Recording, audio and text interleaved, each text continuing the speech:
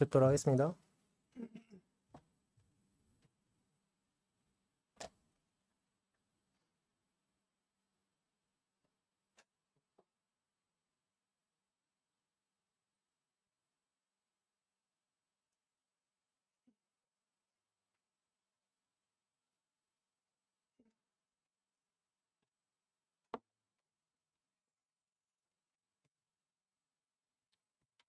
안녕하십니까? 이상준 형제입니다.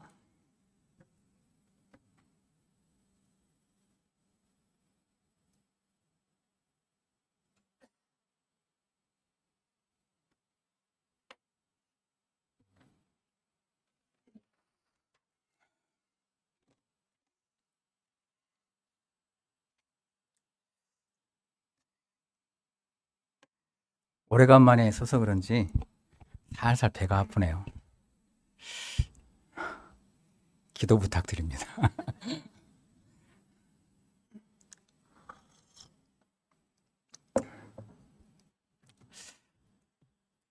더 오랜만에 올라와도 괜찮은데 앞으로는 좀 더 오랜만에 올라왔으면 좋겠습니다. 먼저 하나님 말씀 이사야서 43장 25절 말씀 보겠습니다. 이사야서 43장 25절입니다.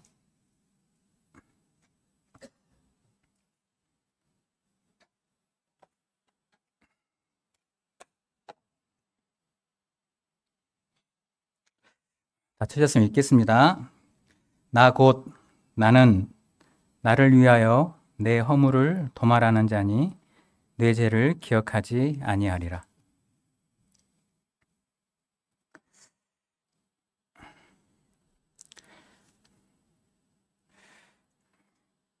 이렇게 말씀 교재를 준비하면서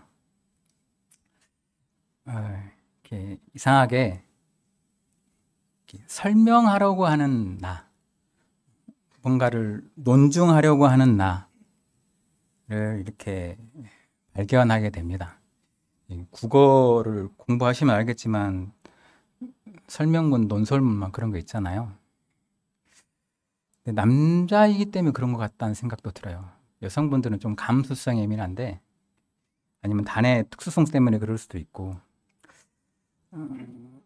근데 왠지 이렇게 설명하려고 하면 또 논증하려고 하면 설명하려고 하는 어떤 틀이 있고 논증하려고 하는 어떤 틀이 있어서 그 틀이 저를 알게 모르게 가두는 걸 느끼면서 좀 불편했어요. 그래서 좀 불편하지 않았으면 좋겠다. 그래서 어떻게 하면 불편하지 않을 수 있을까? 이게 수필이면 좋겠다라는 생각을 했습니다. 어떤 틀도 없고 형식도 없고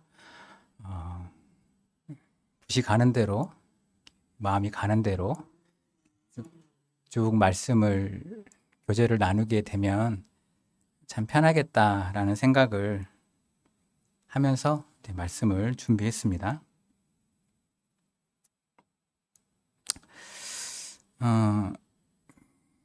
예전에 이런 말씀 있죠. 이렇게 주와 복음을 위해서 너무 잘 아시잖아요. 주와 복음을 위해서 많은 성도님들이 단에 올라와서 주와 복음을 위해서 이렇게 합시다. 주와 복음을 위해서 살겠습니다. 라고 하기도 하고 또 성도님과 교제 가운데에서도 이런 이야기가 나오고 우리들이 함께 기도하는 기도 가운데에서도 이런 기도를 올려드리기도 합니다. 주와 복음을 위해서. 예전에 한 수년 전이었던 것 같아요. 장로로 인침을 받고 이렇게 그것을 인해서 단에 섰던 어떤 형제님이 이제 주와 복음을 위해서 살겠습니다. 라고 말씀하시면서 자주로 이 말씀을 되풀이하셨어요. 반복하셨어요. 주와 복음을 위해서, 주와 복음을 위해서. 근데 그냥 흘려 들을 수도 있었는데 반복을 많이 하시니까 그게 귀에 들어오더라고요. 근데 이제 그 말씀이 저에게 들어와서 어떤 일을 했냐면 물음을 던졌어요, 저한테. 너는 주와 복음을 위해서 살고 있냐라는 물음이었습니다. 주님 앞에서 대답을 해야 되는데 곰곰이 생각을 하고 대답을 했습니다. 거짓말을 알 수 없으니까 아니요라고 대답을 했습니다. 저는. 그러면 너는 뭘 위해서 사냐라는 질문에 생각해 보다가 저는 저를 위해 삽니다, 주님, 그랬습니다. 저는 제 행복을 위해서 삽니다라고 주님께 대답을 했습니다.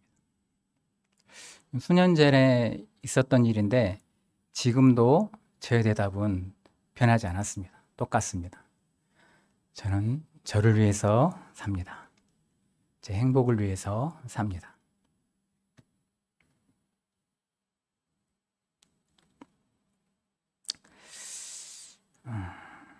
주님을 알기 전에도 저는 저를 위해 살았습니다. 제 행복을 위해서 살았습니다. 저 재물이 저한테 이만큼 있었으면 좋겠다. 저 위치에 한번 앉아보고 싶다. 저 대학에 가고 싶다. 공부도 얼만큼 잘했으면 좋겠다. 등등. 저를 위한 생각을 많이 했고 저의 행복을 이렇게 사는 것이 저의 행복을 줄 거라고 생각을 했습니다. 그때나 지금이나 똑같이 저는 저를 위해서 사는데 차이점이 있습니다. 이제는 좀 차이점이 생겼어요. 주님을 알고 난 후에.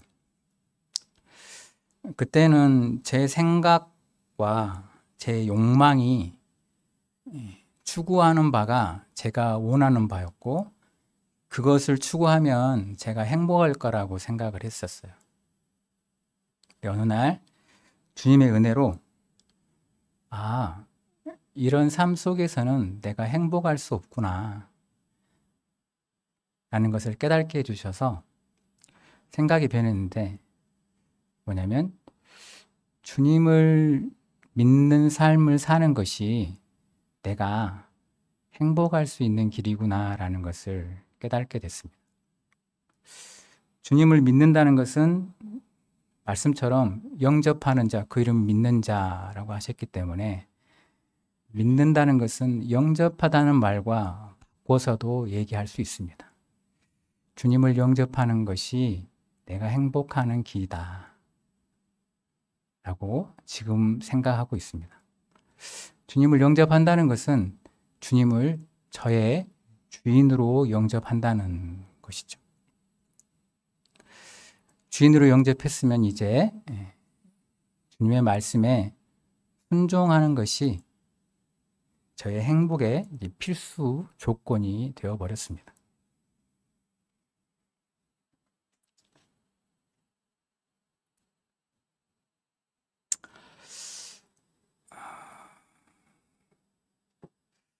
예전에 꿈꿔왔던 것들이 다 충족되거나 제가 그 위치에 앉아있지 않음에도 불구하고 저는 지금 진실되게 고백하면 지금 현재 행복합니다.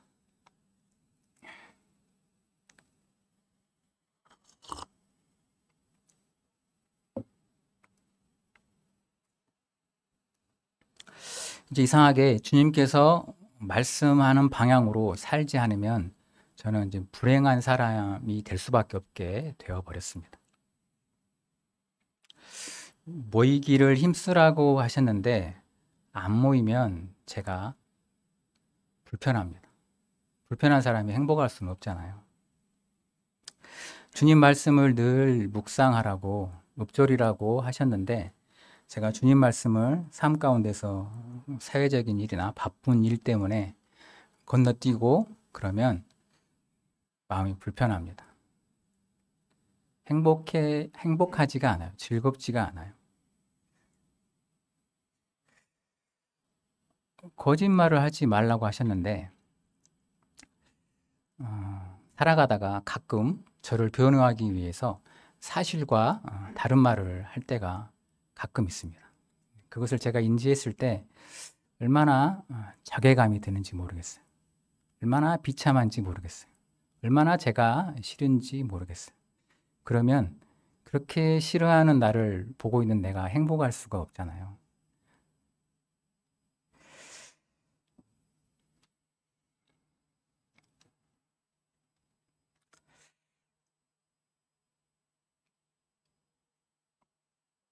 미움을 이렇게 미워하는 자는 살인하는 자라고 말씀하셨는데 저희가 살아가면서 미움이라는 감정 또는 불평, 불만이라는 감정이 없을 수는 없잖아요.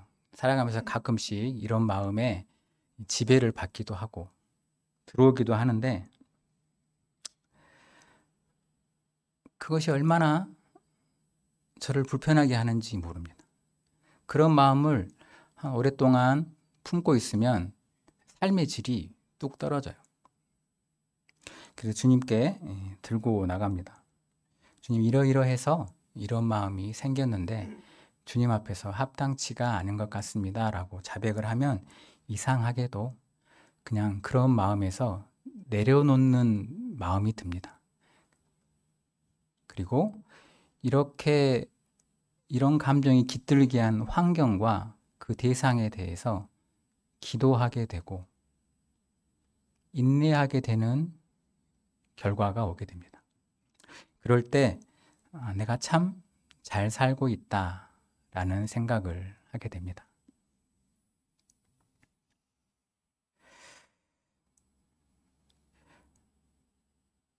이러이러한 삶을 사는 것이 참 나를 위해 지금 살고 있다고 생각이 돼요.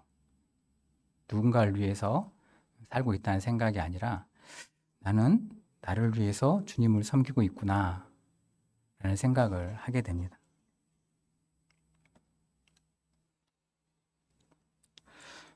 모이고 함께 주님의 말씀을 듣고 함께 기도하는 시간을 가지고 함께 교제하고 함께 친교를 나누는 것이 저에게는 이제 즐거움이 되어버렸습니다.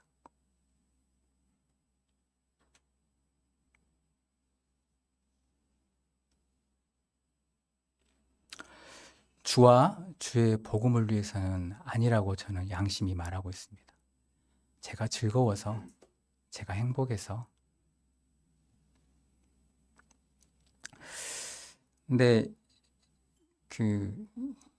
저와 같은 사람이 혹시 성경에는 없을까? 라고 생각하면서 성경을 봤는데 저와 비슷한 사람이 있긴 있었더라고요. 한번 찾아보겠습니다. 마태복음 25장입니다.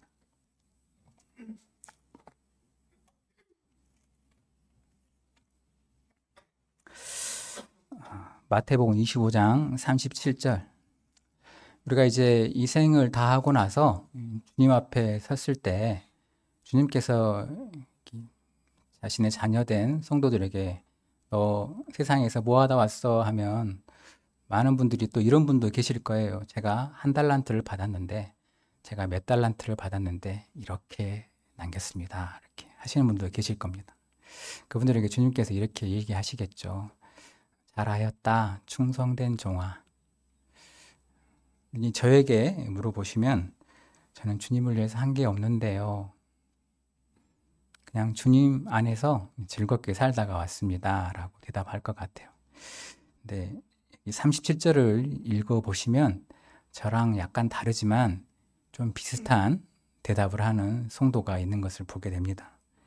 이에 의인들이 대답하여 이르되 주여 우리가 어느 때에 주께서 줄이신 것을 보고 음식을 대접하였으며 목마르신 것을 보고 마시게 하였나이까. 제가 주 안에서 한 게 없습니다. 그날에 주님께서 저에게 물으시면 저는 이렇게 대답할 수밖에 없을 것 같아요. 저는 주님께 한 게 없습니다. 근데 이 뒤에 나오는 그런 말처럼 주님께서 저에게 어떤 상을 내리실 수도 있겠죠. 안 내리실 수도 있겠지만 금요 교제 때 한 성도님께서 그리스도인의 삶이 헌신이라고 써놓은 그 책자를 보고 이게 헌신이라고 할 수 있을까? 이렇게 교제를 하시더라고요. 우리가 구원을 받고 주님께 주신 생명으로 사는 이 삶이 감히 주님께 우리가 뭘 드렸다?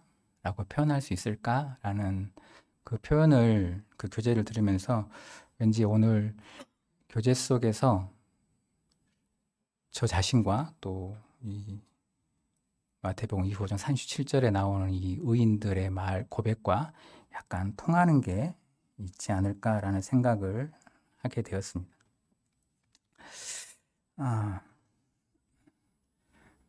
그렇다면 왜 행복하냐는 겁니다. 제가 왜 행복하냐는 것입니다. 이게 답은 그렇습니다. 주님을 좋아해서 그렇습니다. 이 좋아한다는 것은 그냥 단순한 감정입니다. 감정적으로 주님을 좋아했기 때문에 주님의 말씀에 순종하는 삶이 저에게 행복으로 다가오게 되었습니다.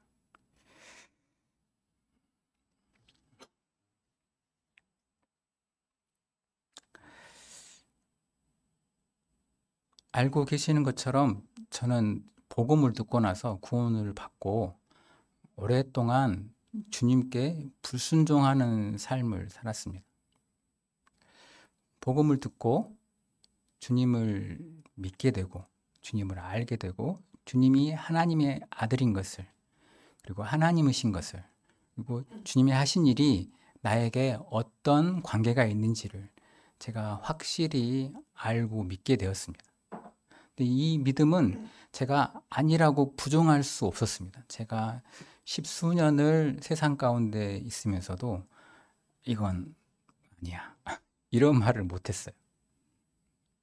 저는 주님께 불순종하는 삶을 삶에도 불구하고 그 지식은 제가 부정할 수 없는 지식이었습니다. 이상하게 그렇게 제 마음 가운데 믿어져 있었습니다. 근데 그때는 주님을 순종하지는 못했어요. 그냥 제가 주님을 지금처럼 그렇게 눈물나게 좋아하진 않았거든요.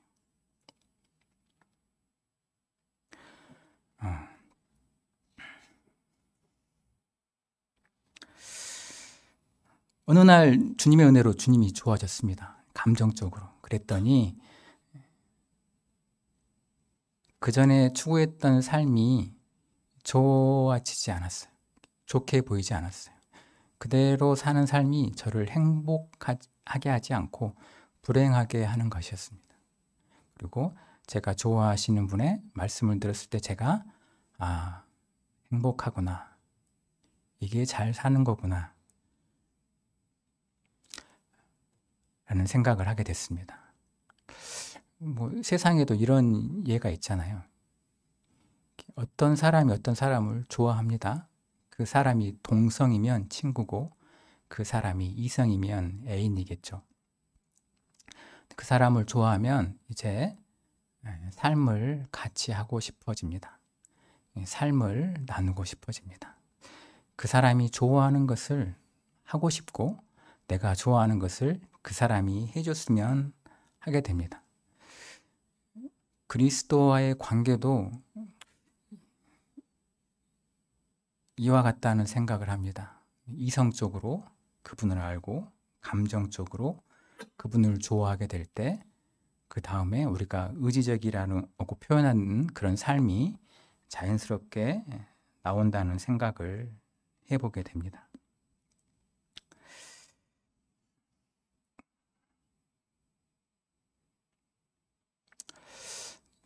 그분을 좋아하는 삶이 얼마나 삶을 기름지게 하는지 모르겠어요. 풍요롭게 하는지 모르겠어요.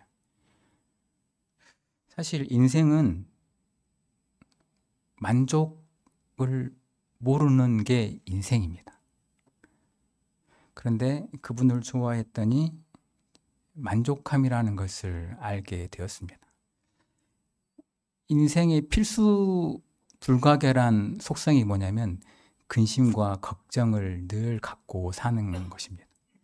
근데 그분을 좋아하고 좋아했더니 어느 순간 제가 근심하지 않고 근심을 누군가에게 맡길 수 있고 내려놓을 수 있는 사람이 되어 있는 것을 발견하게 됐습니다. 예전에 제 조카 하경자매죠 이제 하경이한테 제가 이런 이야기를 했습니다. 내가 너에게 정말 놀라운 비밀을 하나 말해줄게. 그 비밀은 뭐냐면 삼촌은 말이야 걱정 없이 살아. 웃으면서 이렇게 했는데 사실 정말 진담이었거든요.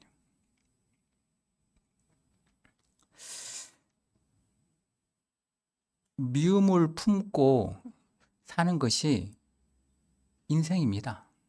누군가를 미워하고 시기 질투하고 사는 것이 그냥 인간의 품격이고 인격인데 이상하게 그것이 본질인데 내가 그런 마음을 품으면 내 것이 아닌 것을 품은 것처럼 굉장히 불편한 존재가 되어버렸습니다. 주님을 좋아했더니 마음 가운데 만족이 생겨났고 주님을 좋아했더니 마음 가운데 근심과 걱정이 사라지면서 어떤 좀 불안한 환경 가운데에서도 좀 담대함을 가지는 나를 발견합니다. 누군가를 비판하고 미워하는 삶이 자연스러운 나였는데 그것이 자연스럽지 않고 굉장히 불편한 존재가 되어버린 나를 발견합니다.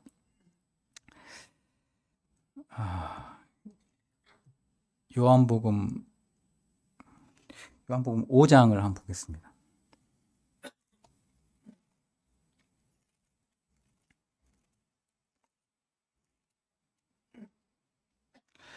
(5장) 42절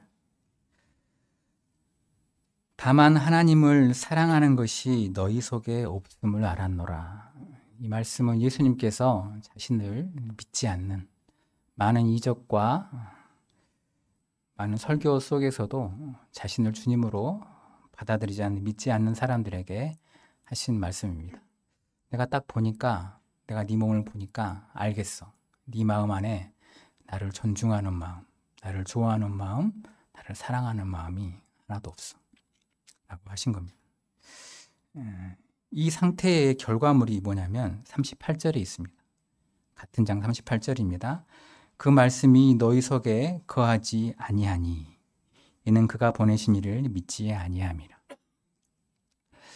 하나님을 믿지 않는 자가 하나님을 사랑할 수 없습니다. 하나님을 사랑하는 사람이 믿음이 없는 사람일 수는 없습니다. 그런데 하나님을 사랑하지 않는 사람이 이 말씀을 반대해서 가면 그 마음에 하나님의 말씀이 없는 거예요.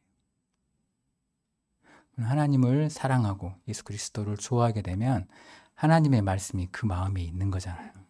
제가 아까 만족하고 담대하고 미워하지 않고 그런 사람이 되었다고 했습니다. 근데 이것은 하나님의 말씀입니다.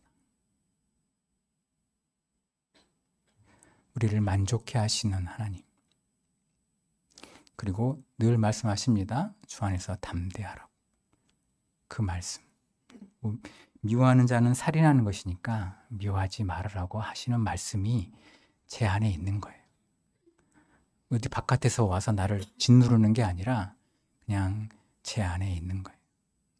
주님을 좋아했더니 하나님의 말씀이 제 안에서 저를 움직이고 있는 것입니다.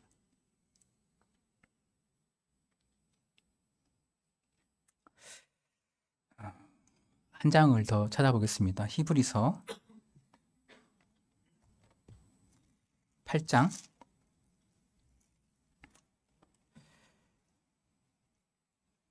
12절입니다. 내가 그들의 불의를 긍휼히 여기고 그들의 죄를 다시 기억하지 아니하리라. 말씀 교제를 시작하면서 읽었던 이사야서 말씀과 거의 같은 말입니다. 나는 곧 나는 나를 위해서 너희의 허물을 도말하는 자니 내가 다시는 그들의 죄를 기억하지 아니하겠다. 구약에서 말씀하신 하나님이 신약에서도 동일하게 말씀하시고 계십니다. 너희들의 죄를 다시 기억하지 아니하겠다. 왜 그러십니까, 하나님? 내가 너를 불쌍히 여겨서 그런다라고 신약의 하나님은 말씀하시는데 구약의 하나님은 그냥 내가 나를 위해서 그런다라고 얘기하십니다. 제가 나를 위해서 하나님의 말씀을 순종하고 내가 나를 위해서, 내 행복을 위해서 예수 그리스도와 함께 하는 것이 하게 되었는데 하나님께서는 이러시는 거예요. 나를 위한다는 말씀 속에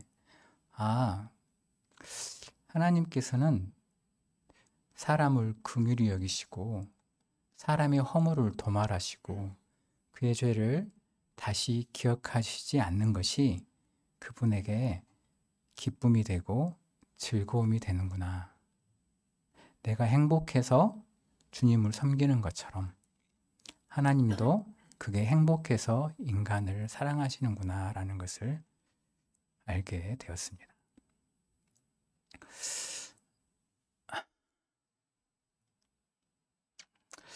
사실 제가 행복한 것은 하나님이 예수 그리스도가 이러이러하셨기 때문에 제가 행복할 수 있는 거잖아요. 제가 지금 주님께 순종함으로 즐거운 것은 하나님께서 먼저 해주신 일의 결과물입니다. 인과관계가 있잖아요. 저의 행복은, 저의 상태는 하나님으로부터 비롯되었습니다. 근데 하나님께서도 참 감사하게도 저만 행복한 게 아니라 하나님도 행복하시다고 하시는데 하나님은 저희를 사랑함에 있어서 어떤 원인이 없으세요. 저의 행복은, 저의 기쁨은 하나님으로 말미암아서 이루어진 결과물인데 하나님께서 인간을 사랑하는 것은 어떤 원인이나 어떤 동기의 결과물이 아닌 거예요. 하나님께서는 자신의 이름을 이렇게 말씀하십니다. I am이라고. 나는 스스로 존재한다. 하나님께서 스스로 존재하시기 때문에 그분의 존재에는 원인이 없습니다. 그냥 그분은 원인 없이 그냥 존재하시는 거거든요. 저는 사실 하나님을 다 이해할 수는 없습니다. 이렇게밖에 표현이 안 돼요. 그래서 그분이 하시는 그동안 해왔던 일들도 솔직히 말하면 어떤 무엇 때문에, 무엇으로 인해서 이렇게 하시는 게 아니에요. 그냥 그분은 그렇게 하시는 겁니다. 그래서 참 놀라웠습니다. 하나님을 알아갈 때마다 이분은 참 놀라우신 분이구나. 나는 이러이러해서 주님을 믿었고 이러이러해서 주님 말씀에 순종하고 이러이러해서 행복한데 하나님은 그 앞에 이러이러가 없어. 그냥 저희를 사랑하셔요. 이유를 물으면 아마 이렇게 말씀하십니다. 사랑하기 때문에 사랑한다. 사람들도 너 이 여자가 왜 좋아? 이 남자가 왜 좋아? 이렇게 물어보면 여러 가지 이유를 대는 사람이 있습니다. 내가 10,000가지 이유를 대라면 될 수 있어. 근데 어떤 분은 이유를 댈 수 없다고 합니다. 그냥 좋다고 합니다. 그냥 아무 이유 없이. 그 사람의 마음이 좀 더 마음에 와닿는 것 같아요. 인간으로서 이해할 수 있는 범위가 거기까지인 것 같습니다. 하나님은 사랑이시라.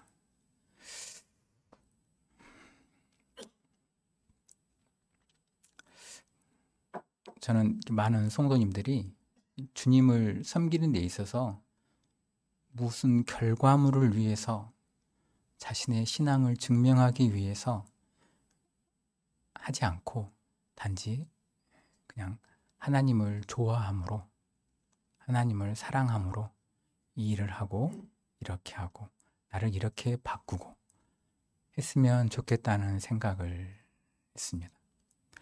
단지 외부에서 들어오는 압력과 말씀의 무게 때문에 억지로 하는 것은 그분도 힘들고 행복하지 않겠지만 그걸 보고 계시는 하나님도 이렇게 썩 즐겁지는 않으실 거라는 생각을 해보게 됩니다. 하나님께서는 약속을 지키셨더라고요. 에레미야서 31장 또 에스겔 36장에서 이런 표현이 있죠. 그날 이후에는 내가 내 법을 네 마음에 두고 그날 이후에는 내 영을 내가 네 마음에 둔다고 하셨습니다. 왠지 주님을 좋아하게 됐을 때 내 마음에 들어와 있는 주님의 말씀들을 생각하게 될 때 아, 이 말씀을 결국 주님께서 우리에게 이루어 주셨구나 라는 생각을 하면서 하나님께 또 감사했습니다.